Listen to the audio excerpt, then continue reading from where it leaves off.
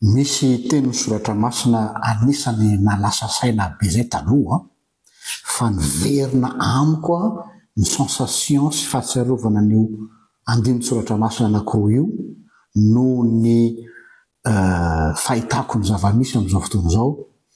Hitako taratra amin'ny nareo mpanaraka ny pejy ny amin'ireny sondage d'opinion miainga avy amin'ny freestyle no ahitako an'izany sy ny fiarahamoniny finoana amin'izao fotoana izao. Io teny io dia ao amin'ny bokin'ny Amosa toko 9 ny andiny 112 sy 12. Tanteraka arabaky teny amin'izao androntsika izao zany. Amosa toko 9 andiny 112 sy 12. Zao ny vaky ny teny ao hoe ny anaran'i Jesosy: indro avy ny andro o Jehova Tompo zay hanaterako mosary amin'ny tany, tsy faniriakanina nefa na etaetan-drano fa faniriana handreny teny Jehova, ary ivembena hatrany amin'ny ranomasina ka hatrany amin'ny ranomasina ny olona, ary hatrany avaratra ka hatrany atsinanana, eny hivezivezy hitady ny teny Jehova izy nefa tsy hahita. Amen. Tamin'izany fotoana izany nandrenesako an'io dia zao hoe ty kosa angamba ny hoa tsy natao ho antsika fa natao ho an'i Israely, fa tsy possible zany hoe hitady ny tenin'Andriamanitra ny olona ka tsy hita.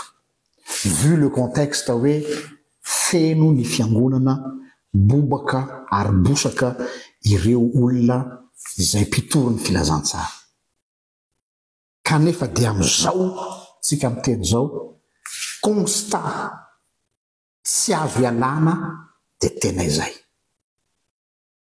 Ny contraste, ny paradoxe hita dia zao hoe plus miabetsaka ny fiangonana, plus miabetsaka ny mpitory soi-disant ny filazantsara, plus miakely mba tsy lazaiko hoe midisparaître ny teny tsisy klema. Hanika mivembena ny olona etsero mitady fialofana fa tsy mahita. Ary raha mba sendra loharano ihany izy dia loharano tsy mahafaketaheta fa vao maika loharano tsira miteraka hetaheta vaovao. Na ranom-potaka ka miteraka aretina hafa indray. Comment se fait-il hoe ny tolotra betsaka nefany tsy mahasehatra ny tinady?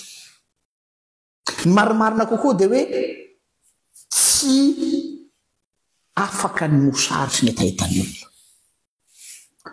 Zany ndray constat anankiray hitanay tamin'ity freestyle ity. Mampietsi-po ny mahita olona hoe avy amin'ny firenena maro samihafa miazakazaka mitady loharano hosotroana.